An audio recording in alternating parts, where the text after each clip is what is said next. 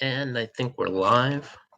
So today I just wanted to do a brief video on Surah 83, which is entitled The Defrauders, or Mutaffin in the Arabic version of the Quran.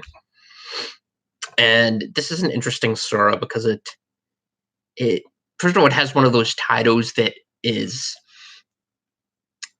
very ironic if you if you know the historiography of Muhammad and the foundation of Islam. Hi, GW. You realize that it's kind of it's kind of an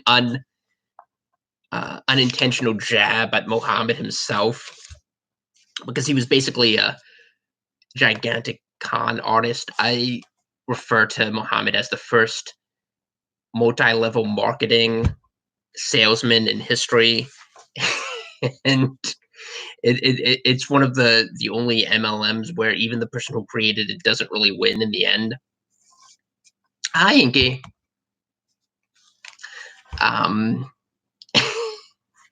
But it's funny, but that's the actual title, The Defrauders, and here it refers to people who weigh things. And I'm going to get into this in a bit, but it's interesting when you actually compare this to the Bible, because the Bible has some words to say on this subject as well. So it begins with verse 1, "Woe to the defrauders, who, when they take the measure of their dues from men, take it fully, but when they measure out to others or weigh out for them, they are deficient.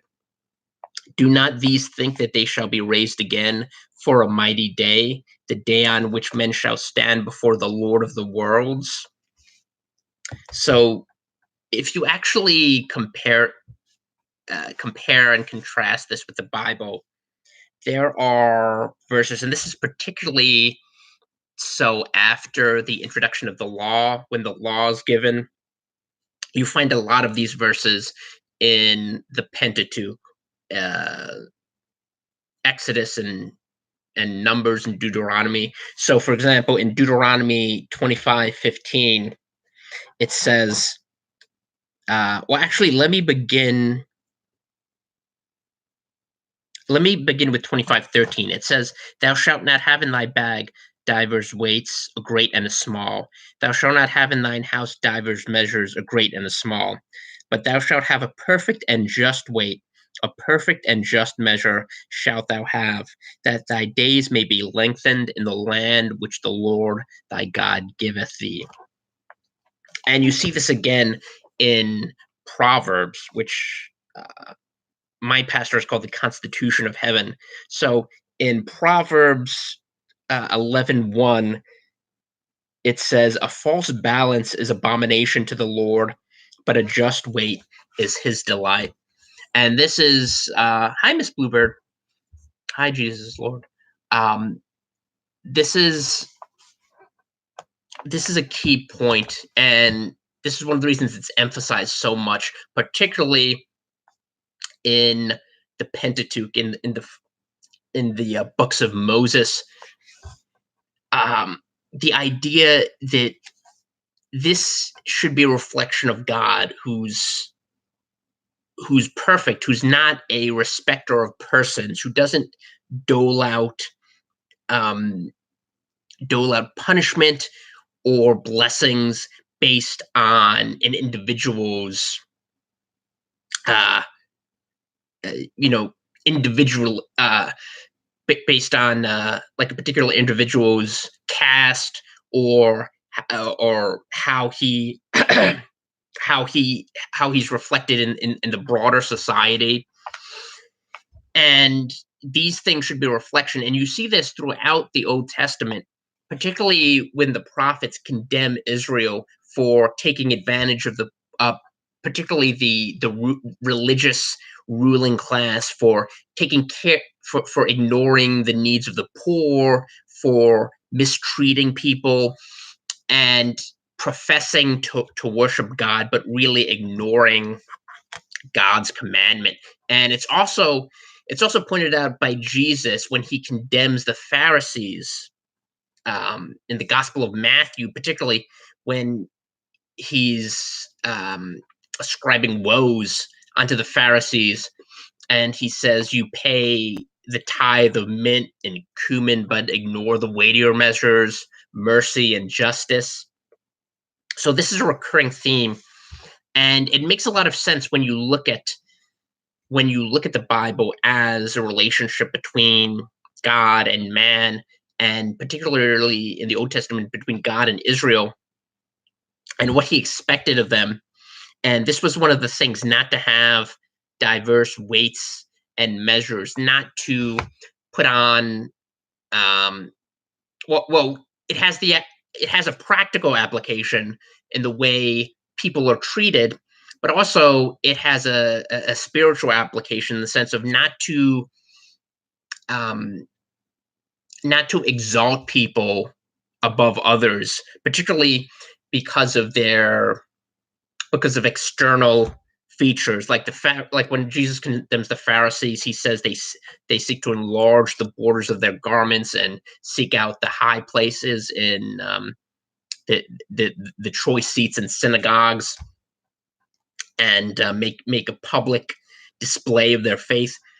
And so this is an important principle in the Bible, but when you translate it to the Quran, it doesn't make much sense, because all of the things that were condemned by God in both the Old Testament and the New Testament are things that Muhammad engaged in.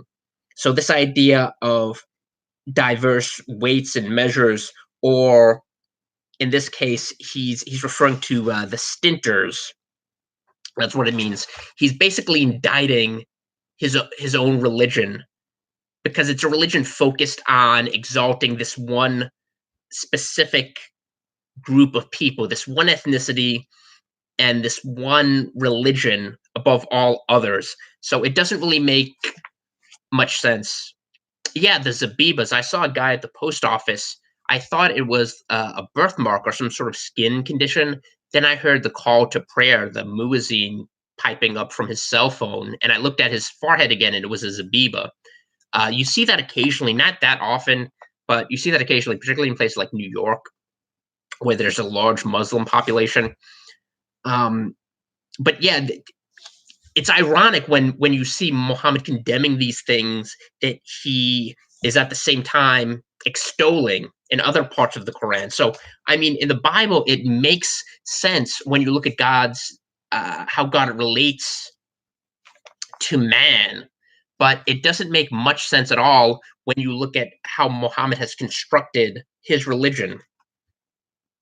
So in verse 7, it says, "Nay, most surely the record of the wicked is in the Sijin. And what will make you know what the Sijin is?" And the Sijin, um, and it also refers to the Ilion down here, and it's an oblique reference to the book, or the Quran. So it says, uh, verse 9, this is where it clarifies, it is a written book. Um, Woe on that day to the rejectors who give the lie to the day of judgment. And this is in reference to the Quraysh, his own tribe. So this is one of those surahs that's addressed to Muhammad's tribe, who were pagans and doubted and scoffed at the idea of the resurrection. And I explained in an earlier video, Ibn Warraq has a book, Why I'm Not a Muslim, where he actually describes the belief system of Arabia at this time very accurately. So in 12 it says, "And none give the lie to it, but every exceeder of limits, sinful one. When our communications are recited to him, he says, stories of those of yore." And again, this is an accurate description of that, because people were aware of the fact that Muhammad was basically plagiarizing things and stitching them together in order to, and basically passing it off as some sort of revelation from God. In 14, it says, "Nay, rather, what they used to do has become like rust upon their hearts. Nay, most surely they shall on that day be debarred from their Lord. Then most surely they shall enter the burning fire. Then shall it be said, This is what you gave the lie to. Nay, most surely the record of the righteous shall be in Ilion." So again, he's referring to the book. And the fact that uh, this, this is an accurate description of what they believe. So the pagan Arabs did not have a belief in an afterlife in the sense of judgment or some sort of eternal hell. It was very similar to other pagan cultures, particularly if you look at the Greeks, who were also skeptical of the resurrection. And Paul, when he's giving them the gospel in the Areopagus in Acts 17 on Mars Hill, he he talks about this, and it says that they scoffed, or some scoffed at his idea, and it says this referred to the resurrection. So the Arabs had a similar concept of the afterlife, of had a similar eschatology before Muhammad. And 18 says, "Nay, most surely the record of the righteous shall be in the Ilion. And what will make you know what the highest Ilion is? It is a written book." And the Quran, of course, was not written. It was supposedly passed down uh, through oral tradition until it was written down much later, many years after Muhammad was dead. And this is one of the things that's problematic about Islam, when people try to say that it's the infallible or inerrant word of Allah and that it's never been corrupted. The fact is, it was not even in a form where you could read it for many years after Muhammad's death, and the original copy of the Quran does not exist. The Caliph destroyed all of them. He burned all of the extant copies. So that's not even including the fact that it was altered afterward. But even before even after the Quran was compiled in these little different snippets, which all contradicted one another, the Caliph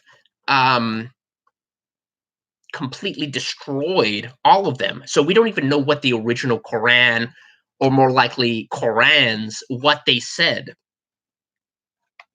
We just have an idea based on Islamic tradition. 21 says, "Those who are drawn near to Allah shall witness it. Most surely the righteous shall be in bliss. On thrones they shall gaze.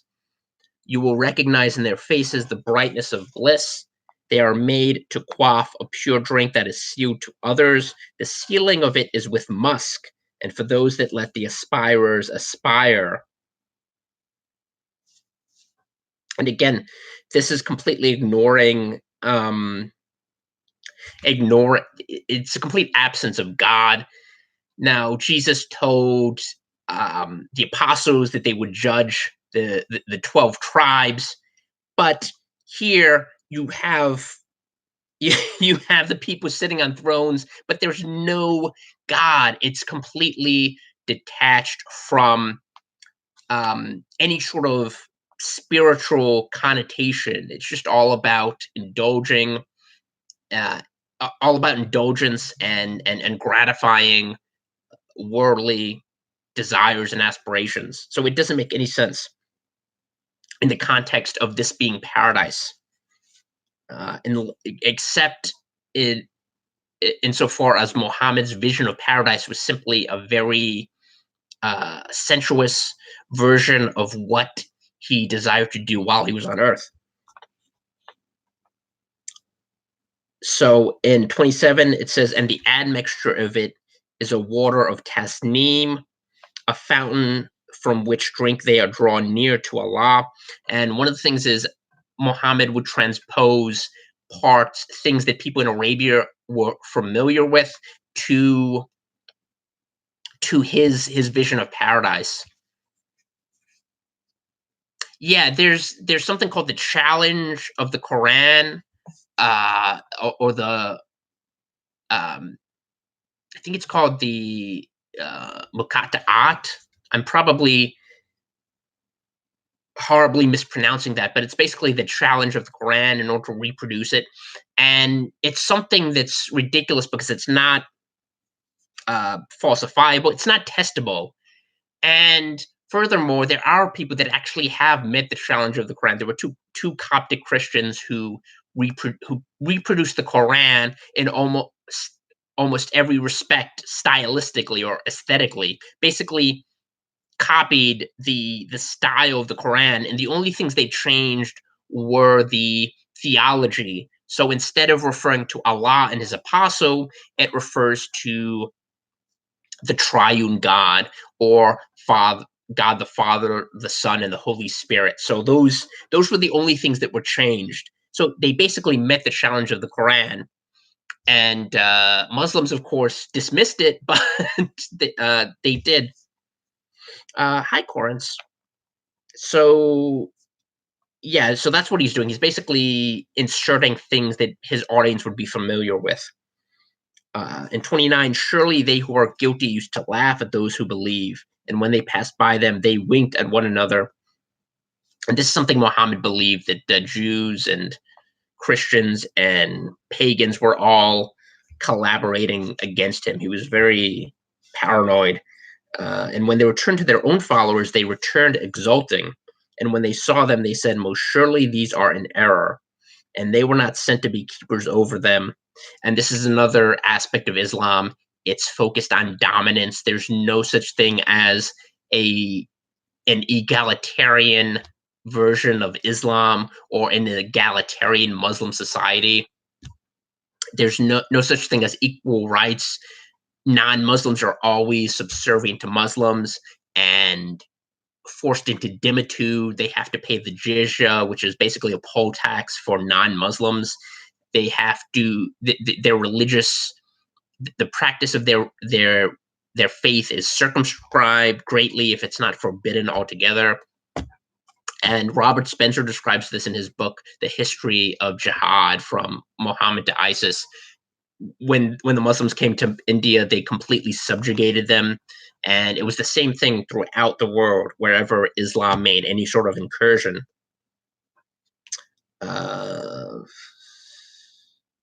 So in 34, so today those who believe shall laugh at the unbelievers. On thrones they will look. Surely the disbelievers are rewarded as they did. And that was Muhammad's philosophy. So that's Surah 83. And the next surah is Surah 84, of course. And there are a couple of more longer surahs, but by Surah 90, everything after that is either 20 verses or less, and then 15, then 10, and it just gets gradually decreases in length. So there's about, let me see,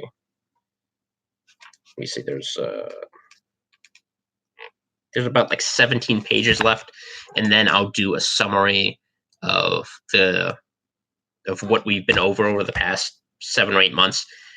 Hopefully that'll be finished by February, but the end of February. But thanks, everyone. Like I said before, if you like these videos, just share them on social media, or if that's too much to ask, you can send them to friends. The more people digging into Islam and exposing it for what it is, the better. Anyway, thanks everyone for joining. I'll see you next time.